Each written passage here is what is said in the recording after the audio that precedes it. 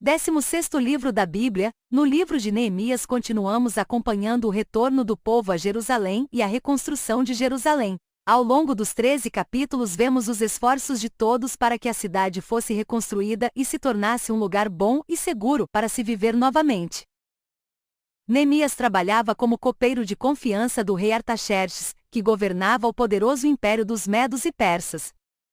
Neemias era um judeu que vivia em Susã. Muitos anos antes, os judeus haviam sido feitos cativos pelos babilônios. Quando os medos e persas derrotaram os babilônios, muitos judeus como Neemias reassentaram-se neste novo império. Alguns judeus voltaram a Jerusalém e reconstruíram o templo novamente. Um dia, Neemias foi visitado por Anani, um de seus irmãos que morava em Jerusalém. Neemias perguntou-lhe sobre a cidade e os judeus que moravam lá. Eles explicaram que os muros que haviam sido derrubados ainda eram entulho. Os portões da cidade que tinham sido incendiados não foram substituídos. Os judeus da cidade não tinham proteção e viviam em grande miséria e desprezo. Quando Neemias ouviu essas coisas, ele se sentou e chorou. Por vários dias ele lamentou, jejuou e orou. Ele confessou seu pecado e o pecado de seu povo. Ele sabia que Deus havia prometido que se seu povo voltasse para ele e o obedecesse, Deus os levaria de volta à sua terra. Neemias pediu a Deus uma oportunidade de falar com o rei sobre a situação. Algum tempo depois, Neemias estava servindo vinho ao rei quando o rei perguntou: "Por que você parece tão triste? Que o rei viva para sempre." Respondeu Neemias: "Porque meu rosto não deveria ficar triste quando Jerusalém está em ruínas e seus portões foram destruídos pelo fogo." "O que você quer?" perguntou o rei.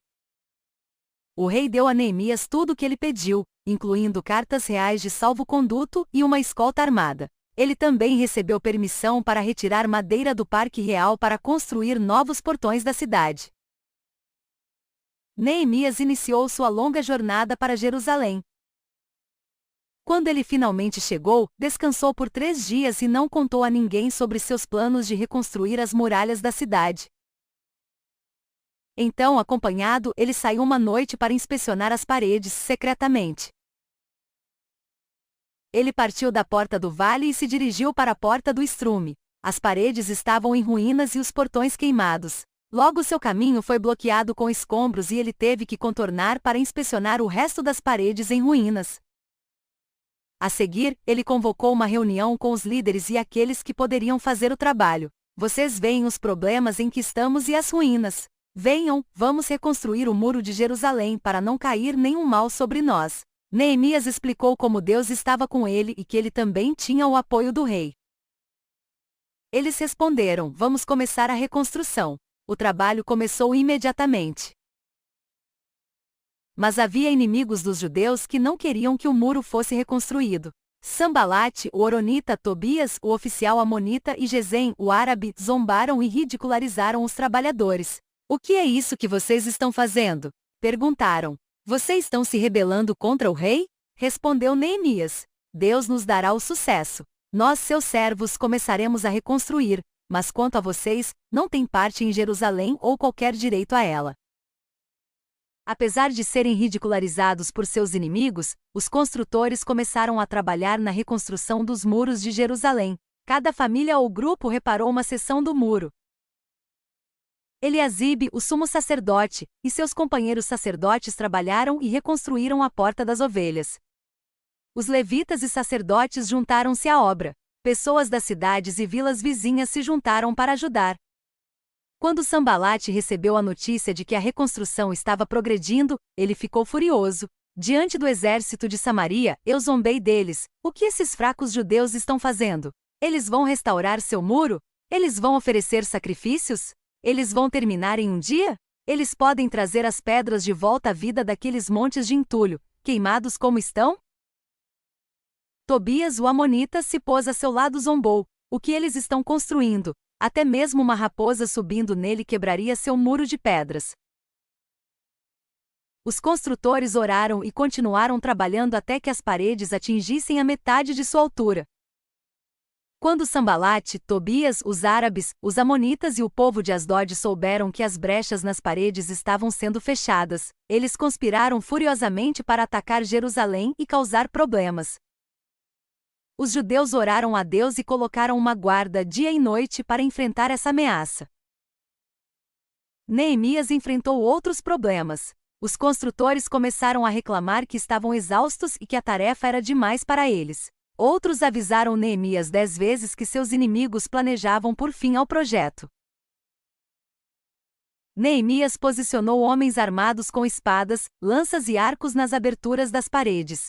Um trompetista estava perto de Neemias pronto para soar o alarme. Não tenham medo deles, insistiu Neemias. Lembrem-se do Senhor, que é grande e incrível, e lutará por todos vocês.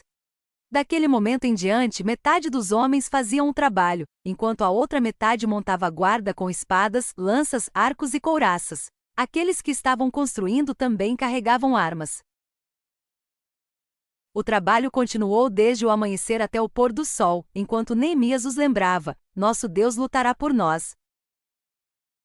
De repente, houve outro problema. Alguns dos judeus pobres haviam pedido dinheiro emprestado aos ricos para pagar seus impostos. Os judeus ricos então exigiram reembolso mais juros. Aqueles que não podiam pagar tiveram suas terras tiradas e seus filhos feitos escravos. Houve tumulto e muitos não tinham dinheiro para comprar grãos. Neemias ficou zangado e convocou uma reunião. Ele envergonhou os nobres ricos e os oficiais dizendo: vocês estão cobrando juros do seu próprio povo. Agora vocês estão vendendo seu próprio pessoal. No início, os agiotas ricos ficaram calados, mas depois cederam. Nós devolveremos, disseram eles. E não vamos exigir mais nada deles. Faremos o que você diz. Neemias convocou os sacerdotes e fez com que os nobres e oficiais prestassem juramento de cumprir o que haviam prometido. Todos na reunião disseram: Amém, e louvaram ao Senhor.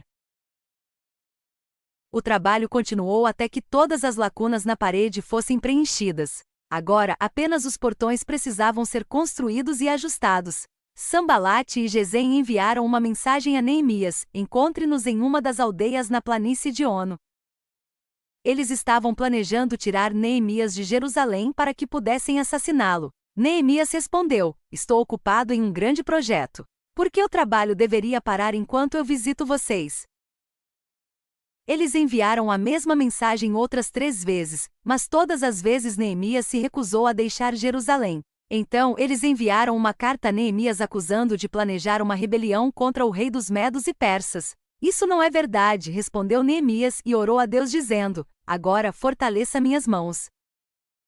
Mas Tobias e Sambalate não desistiram e contrataram um homem em Jerusalém, chamado Semaías, para desacreditar Neemias. Ele avisou Neemias que havia um plano para matá-lo naquela noite, mas ele tinha um plano para salvá-lo. Ele sugeriu que Neemias se escondesse no templo naquela noite e fechasse as portas atrás de si. Ninguém pensaria em procurá-lo ali, pois apenas os sacerdotes tinham permissão para entrar no templo. Neemias sabia que era errado para ele entrar no templo. Devo fugir? Devo entrar no templo para salvar minha vida? Eu não irei, insistiu ele. 52 dias após o início da reconstrução, o projeto foi concluído.